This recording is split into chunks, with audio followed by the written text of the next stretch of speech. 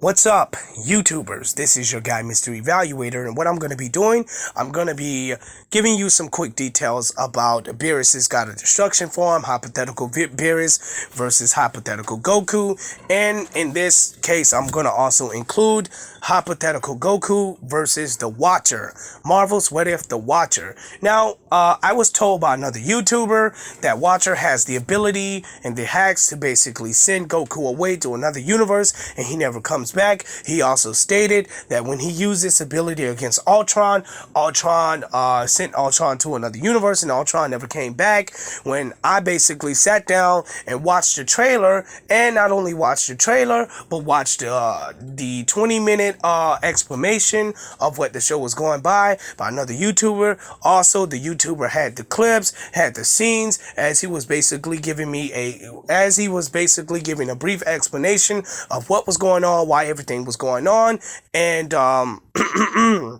what all was pretty much taking place. So, under this case of the scenario, when Ultron went to go pretty much fight the Watcher barely held his own fighting against Ultron. Now, once again, the other YouTuber told me that the Watcher could just BFR him through another universe if he was the same as Ultron, but as the video had shown, that Ultron, as soon as Ultron was BFR to another universe, Ultron came back. And it even said at the end of the video that the Watcher left.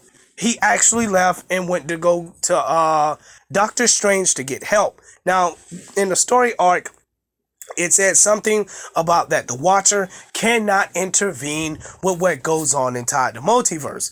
So it doesn't matter what happens at the multiverse, he cannot intervene because he's the Watcher, and pretty much from what it sounds like, he's only supposed to allow the fate and possibly the will of the universe to take place on its own, as he just sits there and watch and pretty much guards the whole multiverse to keep a threat from basically happening. But when Ultron showed up, Vision/Ultron showed up with the Infinity Gauntlet and the Infinity Stones, he pretty much beat the daylight out of the Watcher. He beat him through one planet to another planet, then punched him through an ice planet, a jungle planet, and many more other planets until they crashed down into Manhattan, New York City. He was punching him through different planets, and as Ultron was punching him through different planets, he pretty much, the people and everything around was changing. So it clearly shows you that this guy was punching the Watcher through multiverse.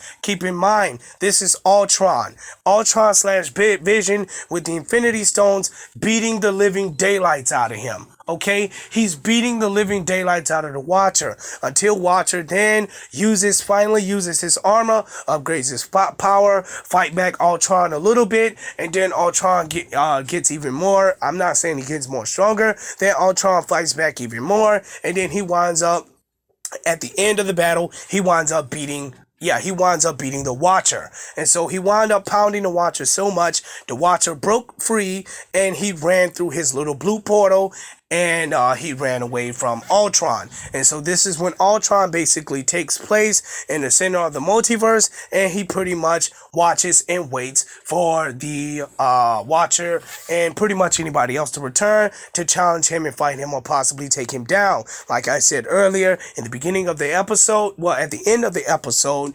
the Watcher comes back. He talks to Doctor Strange to go help him fight Ultron and to save the rest of the entire multiverse. Even at the beginning of the episode, the Watcher basically knew what was going to happen. He knew what was going to happen. He knew what was going to actually take place. This is why at the beginning of the episode, he was talking like it takes place. This snow, it reminds me of something, this very particular snow, and pretty much he already knew that Ultron was going to come, and he had nothing to do about it. As he said from the beginning, which makes a lot of sense, the will of the universe must be taken at place. He's not allowed to interfere, but I'm not sure if he was holding back or not. But from the looks of the actual episode, Ultron was beating the daylights out of the Watcher. So back to the scenario, we have hypothetical Goku versus the Watcher. Hypothetical Goku,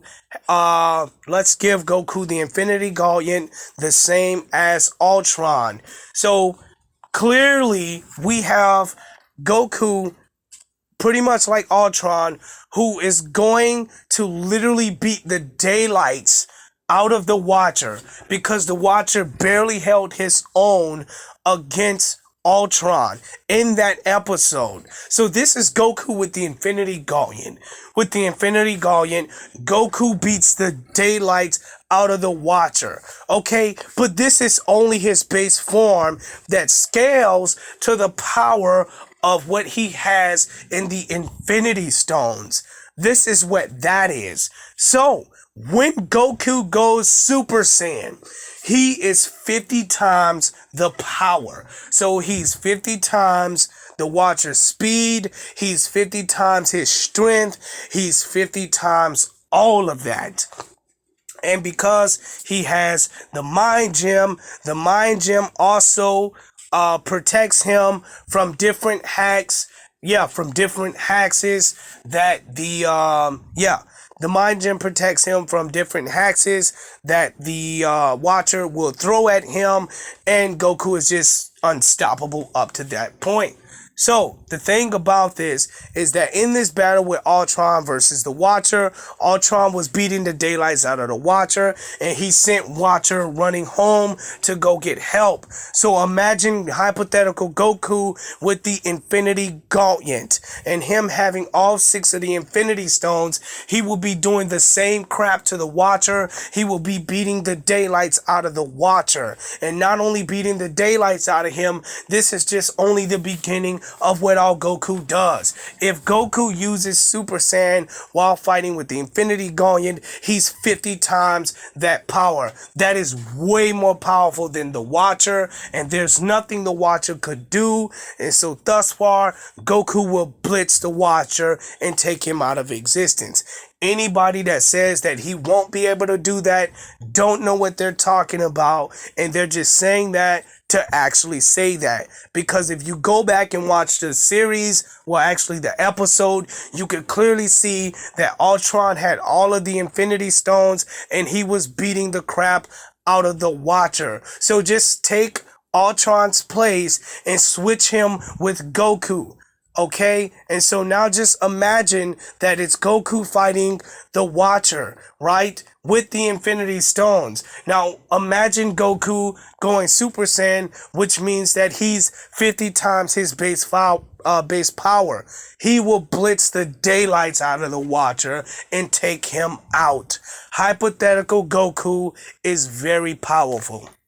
Goku's character period is powerful, and it's not just Goku, it's also Vegeta, and it's also anybody else who basically possesses the ability to multiply their power. Frieza, however, also on the other end, also will possess the Infinity Stones, who will fight the Watcher, and pretty much like Ultron, if he transforms into his other form, Frieza is actually 150 times his power. He's 150 times strong at his base form. He too will blitz the Watcher out of existence. If you can't see that, imagine Ultron and Frieza switching places. Imagine Frieza with the Infinity Gauntlet, with all of the Infinity Stones. You saw that Ultron was beating the crap out of the Watcher, sent the Watcher home to go get help. Imagine what would happen if Frieza transformed and got 150 times that power with the Infinity Stones. He will literally blitz the daylights and be too powerful than the Watcher, and take Watcher out of existence and control all of the multiverse of Marvel. Now, and to those of you who don't understand, I'm sorry if you can't simply understand that.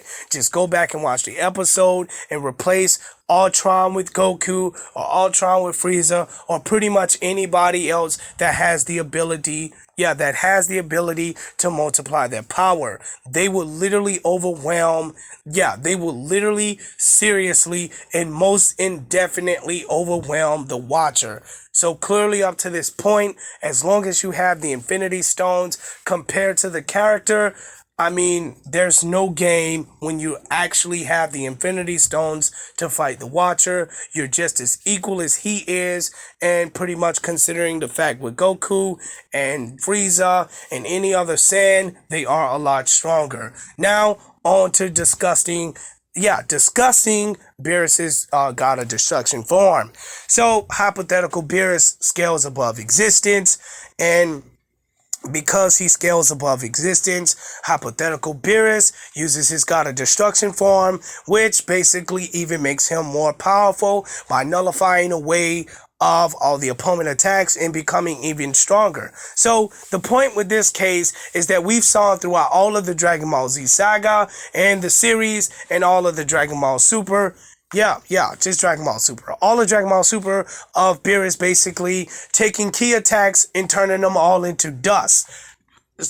So more likely when he activates his God of Destruction form, he basically has the ability to pretty much nullify everybody's punches and even grow even more stronger. The problem with this is if Goku, pretty much like Vegeta, taps into the God of Destruction form, hypothetical Goku and Vegeta could take that God of Destruction form to their base power and multiply that in Super Saiyan. So they will be 50 times Beerus's power, Beerus's strength, and Beerus's speed. Right along with that, we also have Frieza, who basically take also the God of Destruction form, who basically transform, and then he will be even more stronger than Vegeta and Goku. He will be 150 times stronger than hypothetical Beerus. So clearly, it doesn't state how many times Beerus is basically strong, because the Dragon Ball Toriyama, the reason why he kept out multipliers, because the characters will be too strong, and then he'd have to end the whole Dragon Ball Super arc.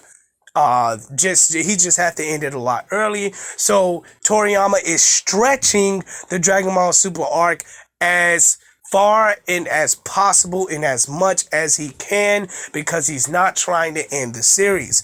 I mean, it's kind of crazy. I'm going to put a pin in that. So the God of Destruction form is all of that powerful, and hypothetical Beerus scales above existence. Using this form makes him even more powerful, but he's no stronger than Frieza, and he's no stronger than Goku or Vegeta, because in their hypothetically, if they tap into the God of Destruction form, they could multiply that by 50, at least Goku and Vegeta, while we have Frieza that could multiply that by 150.